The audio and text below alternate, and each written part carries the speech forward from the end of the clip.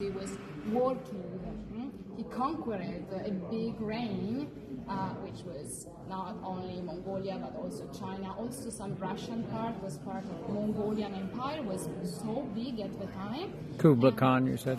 Kublai Khan was the king at the time. Yes, he was Genghis Khan's grandson, and he was more a modern king. He was not a war king. He was more peaceful, and he wanted to. He was very curious of different cultures. That's why he didn't give permission to Marco Polo to come back to Italy only after 24 years, because he wanted to create relations with Occidental countries. In fact, he was very curious also of different religions. When Niccolò, Marco Polo's father, came back, he had a mission. He had to find some Christian monks to bring to Kublai Khan, because he wanted, to make a sort of conference of religions to understand which one was the best. But in Mongolia there were different religions. It was very open-minded. There were Christian, there were Buddhists, Muslims. It was a very open country. Okay. So it's so interesting, and so the Million, the book, was a source of information for Venetians. When he came back after 24 years, he knocked at the door, and nobody opened it because, they couldn't recognize him. He was dressed like a Chinese after 24 years.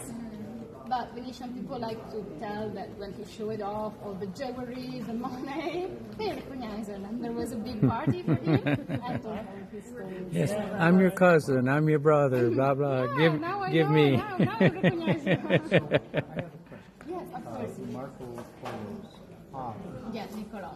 was an explorer many years before. Yeah. You have to be incredibly wealthy to go on an expedition for decades. Yeah, also because it was not financed by the government. Right.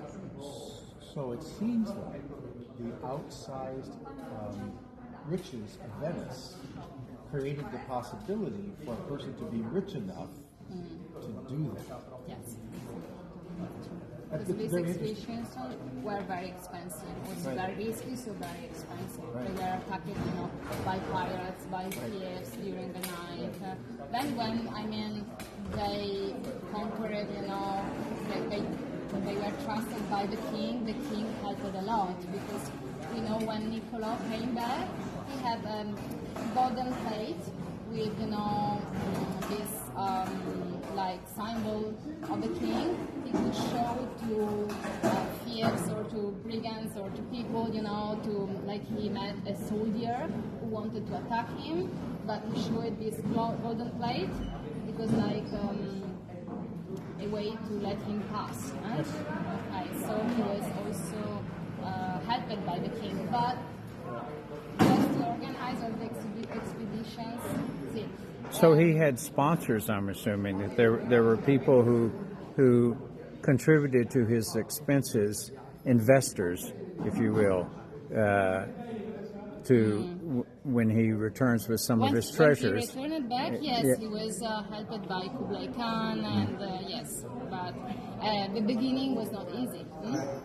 Actually, it was an adventure, because we don't have a lot of information of his father, but this bridge, which is Ponte dei Miracoli, and also the street was called Calle dei Miracoli, so something special happened here. Of course, there is a legend behind, okay? There is a legend to tell. So, ciao Fabio, fra poco arrivo. Okay, so in that corner, lived a family named the Amadi family. They were not really Venetians. They came from Tuscany, and they were silk traders. So in 15th century, they decided to move here because of trades, of course. And Francesco Amadi, he asked an artist, a painter, to represent an icon with the Virgin and the Child. This painting was meant to be, these small altars they had in their rooms to pray. Also, they brought during journeys, so very small altar, small devotional altar. Actually, it was a triptych. It was central panel, but also two side panels, which are lost today. probably St. Anthony and St. James, they say, but we only have the central one, which is still inside the church at the moment, and it's a Madonna, a Virgin, okay?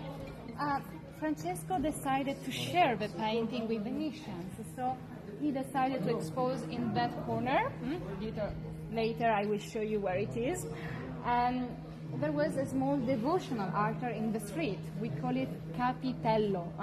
Maybe you will notice walking in the streets, there are some devotional altars with a Madonna, a Virgin, St. Anthony, a sculpture or a painting. They had two functions. Of course, religion. So if a person was walking around, could pray in front, of this painting, but also more functional, because today is so nice to walk during the night, and then it is very charming and fascinating and very safe, because it's a touristic town, we have lots of policemen and so on, so no crimes in Venice. But just imagine in the past, in Middle Age and Renaissance, so they didn't have enlightenment, so during the night was very dark, very narrow street, so there were lots of laws and documents to prevent people not to go out. If they had to go out, they carried a candle to find their way, because no enlightenment system. And these devotional altars, they were provided with candles during the night. So it was a sort of first enlightenment system, and especially placed in corners, because the corner is very dangerous, so you don't know who you can meet around the corner. So it was the 23rd of August 1480. A man was passing right in that corner. He was very dark, and he met his sister-in-law. They had a terrible quarrel, and he tried to stab her. The woman fell on the ground. She was suffering a lot. But she turned her eyes towards the Virgin. She asked Mary's help. And she cried several times. The neighbors arrived, a lot of people arrived, but no spots of blood, no wounds. Her dresses were perfectly white, and she recovered. And the day after, she could tell her story to a crowd of people. She was saved by the Virgin. The Virgin was declared a miraculous Virgin. And lots of other miracles are reported to have happened in front, like a man who had thrown it inside a canal and stayed under the water for half an hour. They brought him in front, and he resurrected. So this painting became so famous, like miraculous working painting, that the Amadi family decided to build this church just to host the painting inside, which is still on top of the altar. And this is the first Renaissance church in town. So you can admire the beauty because it's completely made of marble. So she's unique for two reasons, because completely made of marble outside, inside. So just imagine tiny but heavy on the foundation. They had to reinforce the foundations here, you see. And also this is the only freestanding church in town, because usually, I'm sure you noticed that all the buildings, they're one close to the other, they support each other. Like the Grand Canal, there is no space. One palace is close to the other. So usually the churches, you cannot see every side of the architecture, because they're inside other buildings. So here we have this beautiful canal. So this is